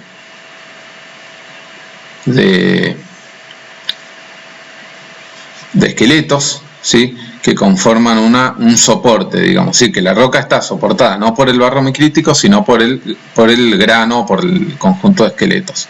En ese caso se llama Paxton. A ver si tengo algún ejemplo de Paxton. Claro, sería este caso. Sí, ven que ahí se ven los restos de esqueletos de fragmentos de animales, ¿sí? Ahí está el corte.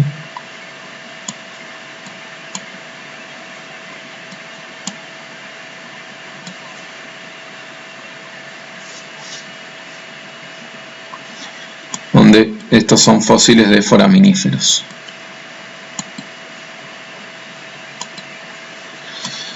Y después tenemos,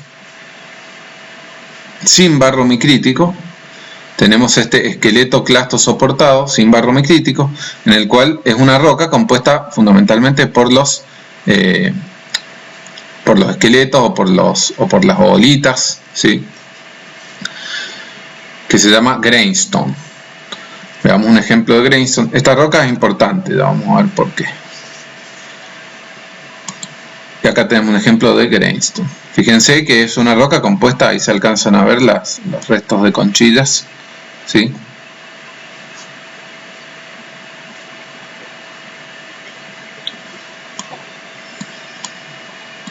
Bueno, esta roca, fíjense que esta roca, por su constitución, deja muchos espacios entre estos elementos, entre estos fragmentos. Entonces esta es una roca que tiene gran porosidad, o sea que tiene una gran capacidad de contener fluidos, de los que a nosotros nos interesan, petróleo y gas, ¿sí? Por eso esta es una roca importante. Entonces este es un greenstone en base a fragmentos de conchillas, y podemos tener un greenstone odolítico, que es este otro. Sí, fíjense, bueno, que si me responde el navegador, ahí está. En este caso, bueno, ahí vemos las odolitas, fíjense que son esas bolitas, no tan, en algunos casos un poco deformadas, de carbonato de calcio, ¿sí? Pero que no tiene tampoco barro micrítico, sino que constituye una aglomeración de estas bolitas y constituye una roca de tipo greenstone también. Bueno, bien. Entonces esto para redondear con la clasificación de Dunham de las rocas carbonáticas. Cada una de estas rocas, fíjense, se forma en ambientes de energía variable. Dijimos que la caliza cristalina y las rocas evaporíticas en general se forman en ambientes en los cuales se está evaporando agua que tiene estos minerales en solución. Pero después los otros tipos de las rocas con textura deposicional reconocible, fundamentalmente, fíjense que en la medida en que, bueno, tenemos los corales por un lado, que son estas bioconstrucciones que se forman en donde hay arrecifes de coral, fundamentalmente en la zona de plataforma continental, pero después tenemos estas rocas que se forman a partir de la deposición de restos, que pueden ser restos incluso de fragmentos de corales arrancados por el oleaje, ¿sí? Restos de animales, y vamos con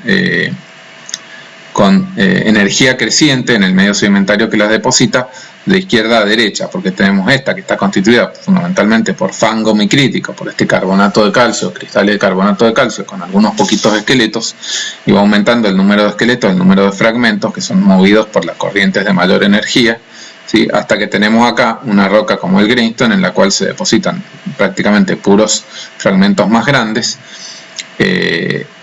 y no el barro micrítico, ¿sí? Entonces tenemos energía creciente de izquierda a derecha. ¿Qué más?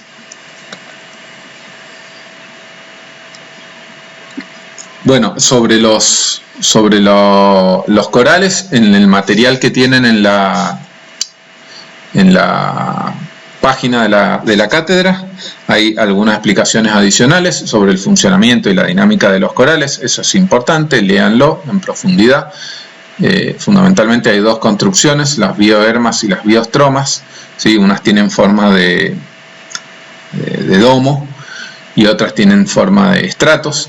Véanlo eso en detalle en el material ese. Y ahora, para ir terminando esta clase, que muestra los puntos principales de la unidad esta, vamos a hablar un poco de dos de las propiedades petrofísicas de las rocas sedimentarias, que son propiedades importantes para nuestra industria, para la industria del petróleo, porque son los que le dan la capacidad, por un lado, de contener fluidos. Como dije recién, a nosotros los fluidos que contienen las rocas pueden ser petróleo, gas o agua, ¿sí? Nosotros, nos interesa el contenido de petróleo y gas, obviamente. Y no solo el contenido, sino después la posibilidad de que ese fluido pueda desplazarse a través de la roca. Esas propiedades son propiedades que ustedes van a ver mucho a lo largo de toda la carrera. Acá nosotros las introducimos acá brevemente, pero las van a ver en la materia que sigue, ¿sí? En geología del petróleo, y la van a ver y la van a usar en las materias de reservorios y la van a usar en las materias de aguas subterráneas. Entonces, vamos con estas propiedades. Bueno, la porosidad se define como la razón entre el volumen de poros y el volumen total de la roca. El volumen total de la roca incluye todo, ¿sí? ¿Recuerdan cuando nosotros hablamos un poco de las rocas clásticas? Hablamos de que la roca estaba constituida por los clastos principales, una matriz, que eran clastos de menor tamaño, y el cemento. ¿Sí? Todo lo que no está ocupado por clastos principales, matriz o cemento, es un volumen en principio vacío, o lleno de aire, o lleno de fluidos. ¿Sí? A ese volumen, ese es el volumen de poros. ¿Sí? La relación entre el volumen de poros y el volumen total multiplicada por 100, o sea, medido en porcentaje, nos da la porosidad.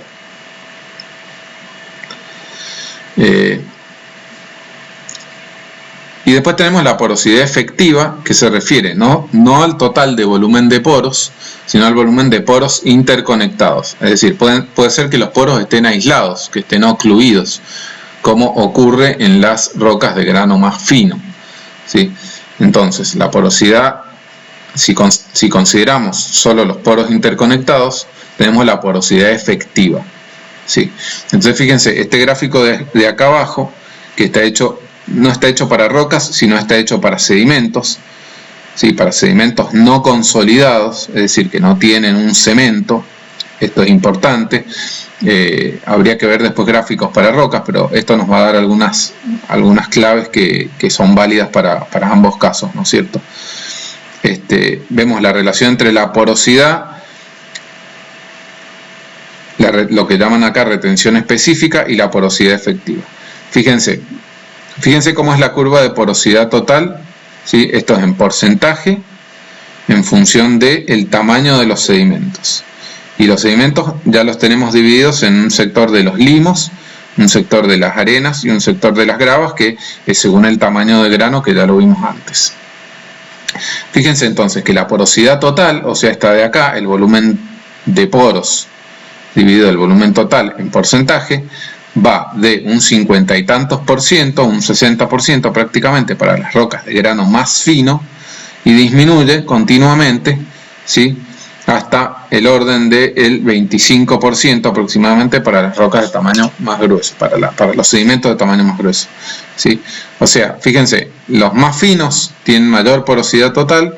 A medida que aumenta el tamaño de grano, va disminuyendo la porosidad total, ¿sí? Eso por un lado.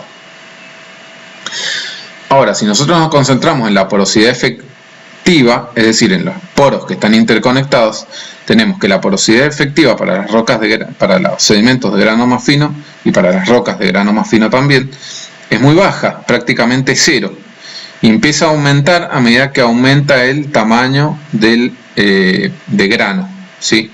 Empieza a aumentar, se hace máximo en el tamaño de grano de las arenas y vuelve a disminuir cuando tenemos rocas más grandes, pero tamaño de grano más grande, pero no disminuye a cero como para los sedimentos de grano más fino, sino que disminuye y se estabiliza en torno a entre un 15 y un 20%. Sí, quiere decir que las rocas de grano más fino y los sedimentos de grano más fino, cuando hablamos de las arcilitas y de las lutitas, tienen una porosidad efectiva prácticamente nula, y tienen una porosidad total muy elevada, o sea que tienen la capacidad de contener fluidos, ¿sí? Pero ese fluido no puede transmitirse a través de la roca y a través del sedimento ese. Son sedimentos y son rocas impermeables, ¿sí? El fluido no puede pasar a través de sí mismo, de la roca. Cuando aumenta el tamaño de grano, ¿sí? Esa porosidad total disminuye, pero la porosidad efectiva aumenta. Quiere decir que ya no son, a partir del limo para arriba, ya no son rocas impermeables, sino que son rocas que pueden contener fluidos y que esos fluidos pueden transmitirse a través de las mismas, con un máximo en las areniscas y en los sedimentos de tamaño arena, pero que también es significativo en las gravas, pese a ser menor que en el de las arenas, en las gravas y en las rocas que están compuestas por clastos de tamaño grava, que son los conglomerados. Ok, esto es muy importante, ¿sí? Porque esta propiedad y la propiedad que vamos a ver enseguida le dan a la roca su rol, su papel en el sistema petrolero, que vamos a ver brevemente ahora, pero que es un tema que el sistema petrolero, digamos, y los componentes del sistema petrolero es un tema que ustedes van a ver en profundidad en la materia que le sigue a esta, que es geología del petróleo.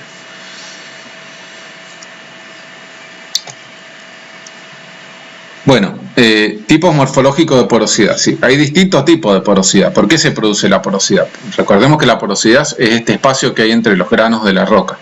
Entonces, el primer tipo de porosidad es porque tenemos una buena clasificación de los sedimentos. Entonces, recordemos, clasificación o selección de los sedimentos cuando todos los granos son de aproximadamente el mismo tamaño. Entonces, fíjense que estos granos, aproximadamente todos del mismo tamaño, dejan huecos entre sí, ¿sí? Sí o sí dejan huecos entre sí porque son redondeados, y entonces eso constituye la porosidad, y en general en este caso la porosidad es alta, ¿sí? Después tenemos B, depósitos bien clasificados, o sea, de nuevo tenemos buena selección, mismo tamaño de grano, pero además los clastos son porosos en sí mismos, son de una roca porosa. Entonces acá tenemos la porosidad intergranular y la porosidad intragranular, ¿sí? Y es la máxima porosidad que puede tener una roca. Después tenemos porosidad por disolución. Recordemos que uno de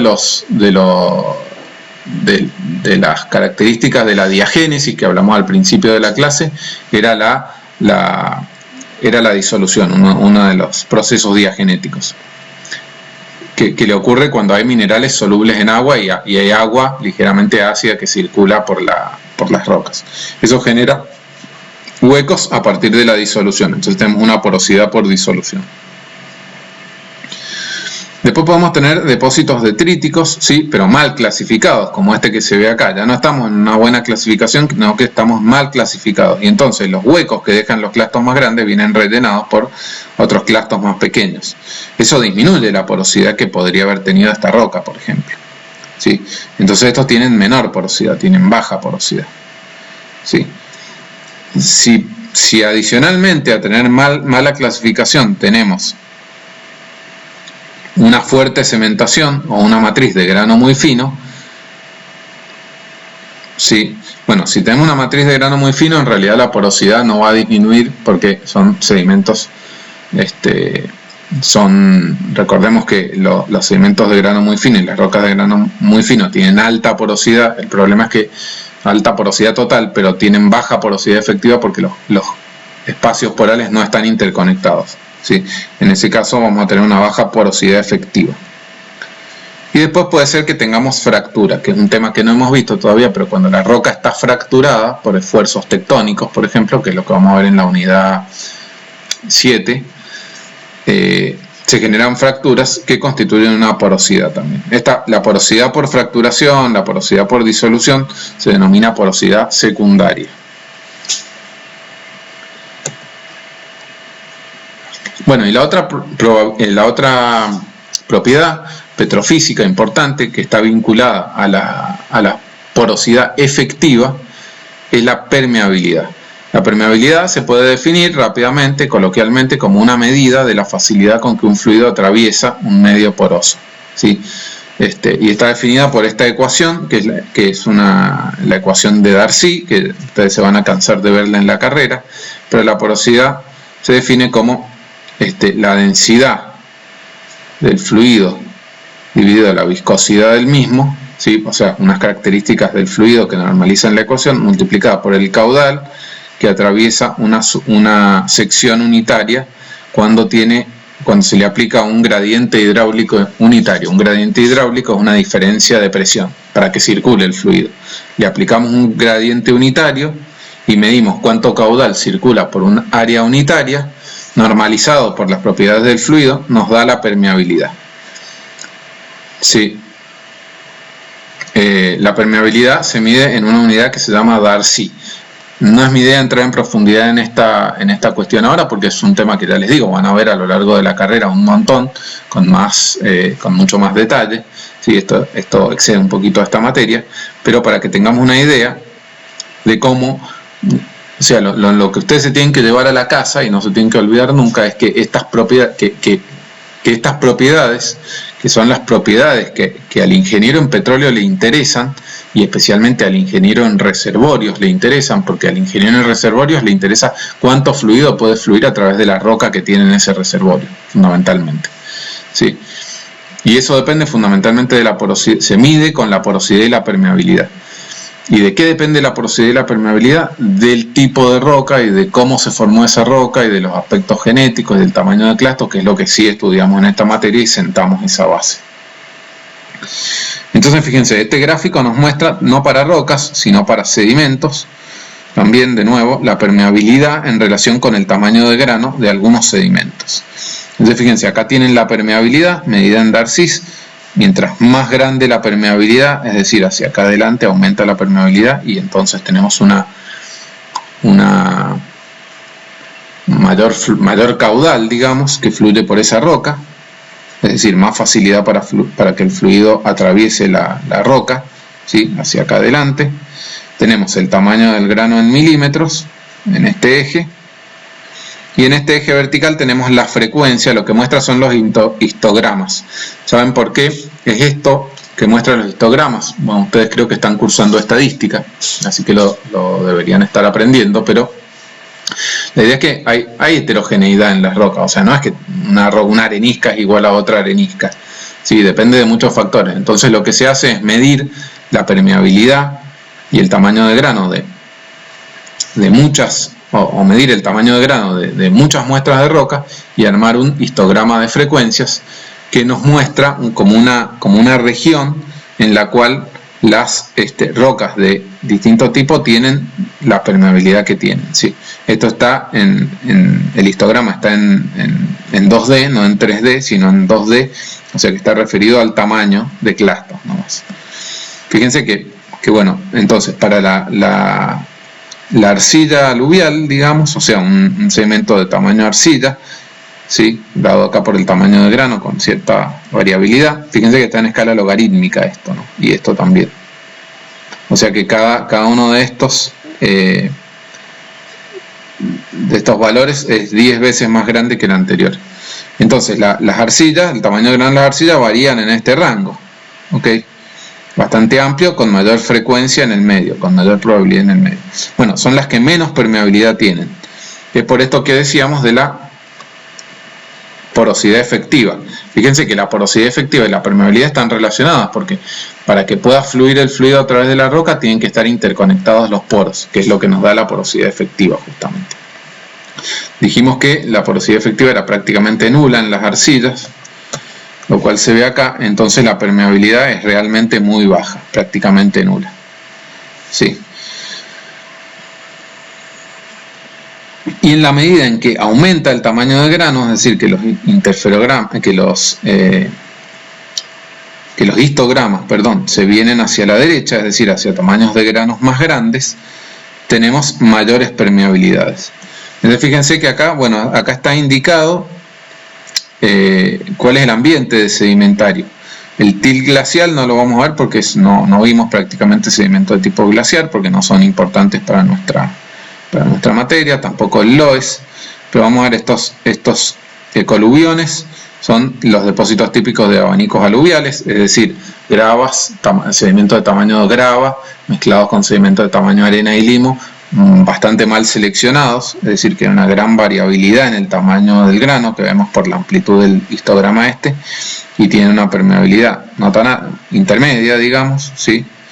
Y después nos venimos a las arenas finas, arenas de duna, gravas y arenas aluviales y arenas de plata. Fíjense que con permeabilidades crecientes y con tamaños de granos crecientes, ¿sí?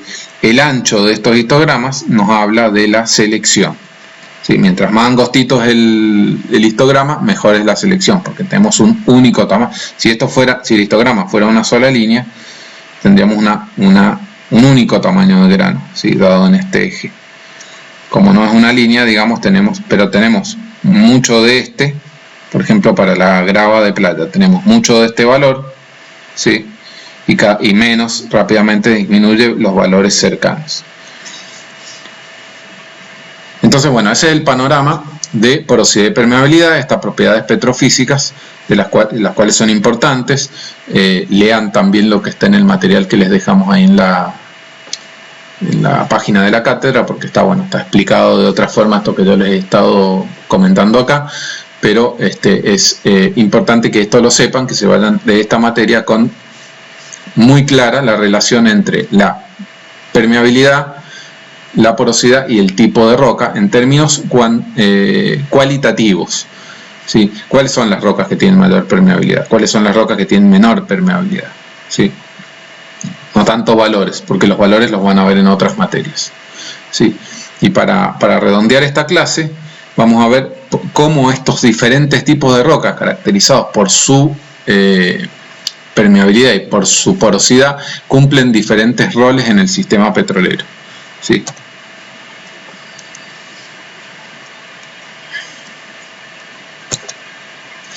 ¿Cuáles son los roles en el sistema petrolero, ¿sí? Que tienen las rocas sedimentarias? Son estos que mencionamos acá. Una roca puede funcionar dentro de un sistema petrolero como roca madre, como roca a través de la cual se produce la migración, como roca reservorio o como roca cero. ¿Qué es cada una de estas cosas?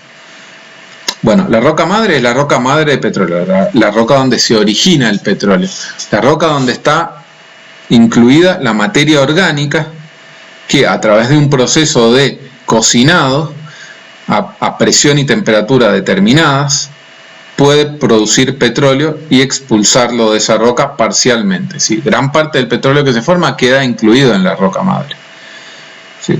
Una parte es el que se ve expulsado por los procesos de compactación. Esas rocas madre son rocas que tienen un gran contenido de materia orgánica. Si ustedes repasan lo que vimos en los ambientes sedimentarios y lo que vimos en esta unidad, podemos entender que las rocas donde se deposita gran cantidad de materia orgánica son rocas que se depositan en un ambiente de baja energía, ¿sí? Un ambiente de tipo palústreo, de fondo marino, o hablamos de los abanicos turbíticos con toda esta lluvia de zooplancton y de fitoplancton, ¿sí? Y son rocas de grano muy fino. Típicamente las rocas madres son las lutitas, ¿sí? Que vimos que eran las lutitas negras con su característica de fisilidad y con su gran contenido de materia orgánica, y algunas calizas también que se forman en ambiente de plataforma con una proliferación de vida marina en un ambiente anaeróbico, ¿sí? Después tenemos la roca migración, que es una roca a la cual el petróleo que viene expulsado de la roca madre puede trasladarse, ¿sí? Entonces fíjense, si la roca madre es una roca de grano muy fino, va a ser una roca que tenga muy alta porosidad y muy baja permeabilidad y muy baja porosidad efectiva. La roca de migración es una roca que tiene que permitir el traslado del fluido, por lo tanto va a ser una roca que va a tener buena porosidad efectiva y buena permeabilidad. ¿Sí? La roca reservorio es una roca en la cual ese petróleo se va a almacenar, se va a entrampar, ¿sí?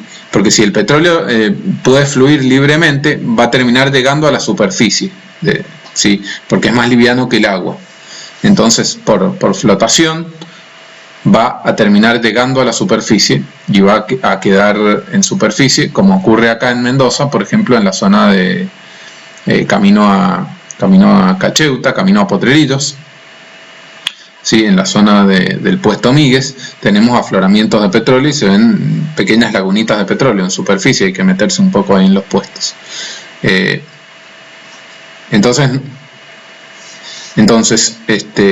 Pero si hay alguna barrera que le impide llegar a superficie, ¿sí? El petróleo va a quedar almacenado en una roca que tiene que ser porosa y tiene que ser permeable, ¿sí? Que se llama roca reservorio. Y después, ¿qué es lo que le impide circular? Bueno, una roca que se llama roca sello, que es una roca de tipo impermeable que va a impedir que estos fluidos, ya sea petróleo, pero también puede ser gas, circule hasta la superficie. Esos son los papeles que estas rocas sedimentarias pueden desempeñar dentro de un sistema petrolero, ¿sí? Por eso estudiamos con tanto detalle todas las rocas sedimentarias, porque dependiendo de sus características petrofísicas, que dependen de su textura y de su composición y de su génesis, y en última instancia del ambiente sedimentario en el que se depositaron, va a ser el papel que cumplan en el sistema petrolero. Por ejemplo, fíjense, este es un típico sistema petrolero que se llama trampa, ¿sí? Una trampa de hidrocarburos, que trampas van a ver en la materia que le sigue a esta, entonces yo solo muestro esto como ejemplo para que ustedes sepan dónde están parados y hacia dónde van. Tenemos la roca madre acá, que es la roca esta que se formó y que generó, que es una roca de grano fino, que con gran contenido de materia orgánica, y en la cual se formó el petróleo, que después fue expulsado de esta roca como si fuera una esponja que se comprime, una esponja embebida en agua. Cuando nosotros la comprimimos o la apretamos, expulsa el agua. Bueno, algo similar pasa acá. Y ese petróleo que viene siendo expulsado circula por una roca, ¿sí? Migra por una roca, ¿sí? En dirección hacia la superficie. Como encima de esta roca tenemos una roca sello, que es una roca impermeable, que puede ser, por ejemplo, una arcilita. Recuerden que la arcilita tiene gran porosidad, pero tiene muy baja permeabilidad y muy baja porosidad efectiva, entonces el fluido no puede fluir a través de la misma. O podría ser una capa de una roca evaporita, ¿sí? De una sal o de un yeso, que funcionan como sello. El petróleo no puede seguir subiendo hasta la superficie, entonces queda atrapado en esta roca porosa y permeable que se llama roca reservorio.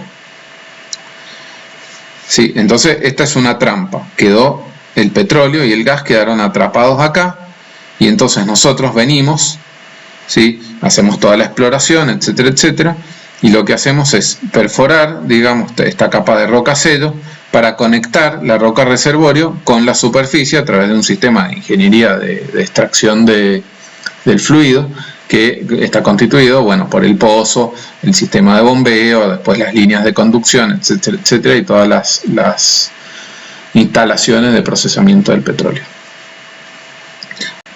Para llegar a entender cabalmente todo esto es que nosotros venimos recorriendo este camino en la materia, en el cual hemos estudiado la depositación de los sedimentos en la unidad anterior en distintos medios sedimentarios, cómo esa depositación condiciona la disponibilidad de sedimentos que hay en un determinado punto, que se van a litificar, van a constituir una roca sedimentaria de determinadas características, y eventualmente, si se dan las condiciones, van a terminar constituyendo un sistema petrolero, como este que les muestro acá, que no es el único tipo que hay. Entonces, bueno, con esto terminamos la primera clase de rocas sedimentarias, y en la próxima clase vamos a completar algunos conceptos y vamos fundamentalmente a hacer el práctico y a ver las muestras de distintos tipos de rocas sedimentarias que hemos estudiado de modo teórico acá.